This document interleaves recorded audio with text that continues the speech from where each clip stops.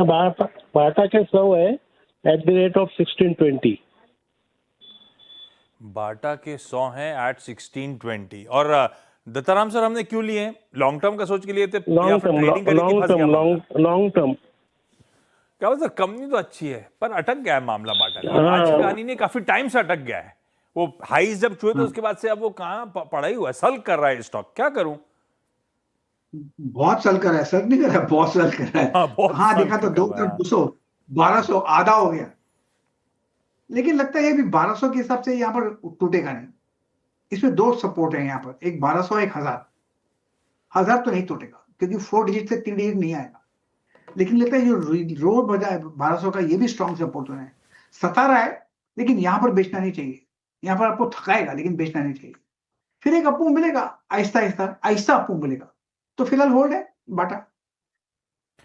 अच्छा, एक मनीष के मिश्रा का ट्विटर पे सवाल आया है, एक्स पे सवाल आया है।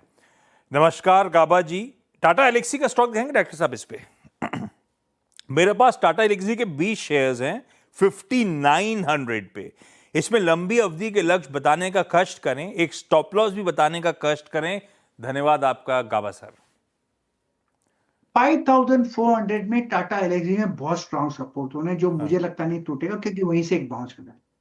लेकिन स्ट्रक्चरली पॉजिटिव है। भागा था करीब 500-600 से 10,000 चला था। जब इतना भागेगा तो सताएगा भी ना, जैसे बाटा ने सताया। अभी वो सता रहा है लेकिन स्ट्रक्चर वीक नहीं है। तो मेरे ख्याल से ये होल्ड है। कंपनी अच्छी है, पेडिग्री अच्छी है, होल्ड कीजिए। 8,000 के आसपास थोड़ा अटकेगा, उसके बाद 10,000 फिर जाएगा। लेकिन I wouldn't be worrying about it Tata Elxsi. अच्छा, एक और जियो फाइनेंशियल ले रखे हैं मैंने, 340 के एवरेज है। तो इसका फ्यूचर क्या है, कब तक होल्ड कर सकते हैं इसे? हमने अमित सर क्या सोच के लिया हुआ है? लॉन्ग टर्म के लिए लिया हुआ है। मेरे को तो सुनने आया 1,000 रुपये तक जाएगा ये किसने बोला? बताया था किसी ने। अब ये तो नहीं कह सकते, अभी तो बिल्कुल नहीं कह सकते। अभी तो धंधा शेप ले रहा है। हो सकता है उसने सही भी कहा हो, लेकिन कितना टाइम, ये सब जो पता नहीं, इसके बारे में बात नहीं करते।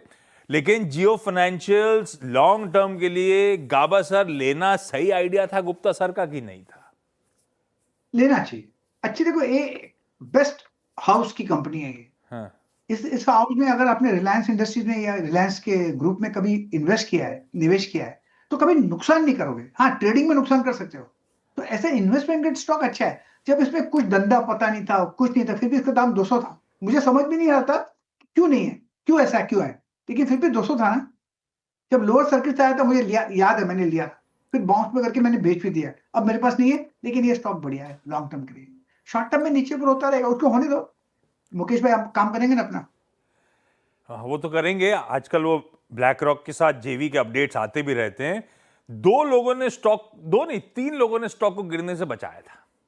जो फाइनेंशियल, मुझे याद है ऑलमोस्ट 200 के आसपास गया। तब मोतीलाल ओसवाल ने बड़ा चंक खरीदा था, प्रमोटर्स की बाइंग के अपडेट आए थे, और तीसरा गाबा सर ने डिस्क्लोजर दिया था अपने को। वो 200-205 के आसपास गाबा सर ने लिया था। खैर, जो